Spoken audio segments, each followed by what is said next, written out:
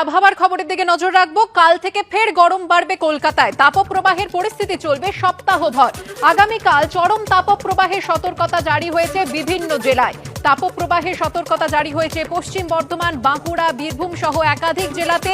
বৃহস্পতিবার ও শুক্রবার চরম তাপপ্রবাহের সতর্কতা 9টি জেলায়। বিস্তারিত জানবো, কথা বলবো আমাদের প্রতিনিধি ঝিলম করঞ্জয়ের সাথে। ঝিলম, দক্ষিণবঙ্গের কোন কোন জেলায় এই সতর্কতা জারি করা হয়েছে? উত্তরবঙ্গের আবহাওয়াই বা কেমন থাকবে? একদমই, যেটা তুমি বলছিলে যে এই তাপপ্রবাহ আগামীকাল অর্থাৎ বুধবার থেকে সব জায়গায় বাবার বাড়তে শুরু করবে, তার প্রভাব অনুভূত হবে। আজকে মোটের ওপর কলকাতা এবং আশপাশ অঞ্চলে যেটা দেখা যাচ্ছে, গতকাল থেকে স্বাভাবিকের কাছাকাছি তাপমাত্রা এখন কিছুটা কমেছে, 1 থেকে 2 ডিগ্রি কমেছে সোমবার এবং মঙ্গলবার আজকে।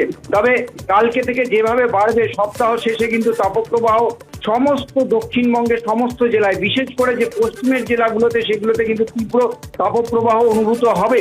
এবং এর সঙ্গে যেটা বলে রাখা দরকার যে উত্তরবঙ্গে যেখানে তাপপ্রবাহের সেরকম প্রভাব ছিল না, উত্তরবঙ্গের ওপরের 5টে জেলাতেও কিন্তু তাপ যথেষ্ট বাড়বে, তাপমাত্রা বাড়বে। এবং উত্তরবঙ্গের দক্ষিণের যে জেলাগুলো, দুটো দিনাজপুর এবং মালদা, সেখানেও কিন্তু তাপপ্রবাহ যথেষ্ট অনুভূত হবে, সতর্কতা দেওয়া হয়েছে।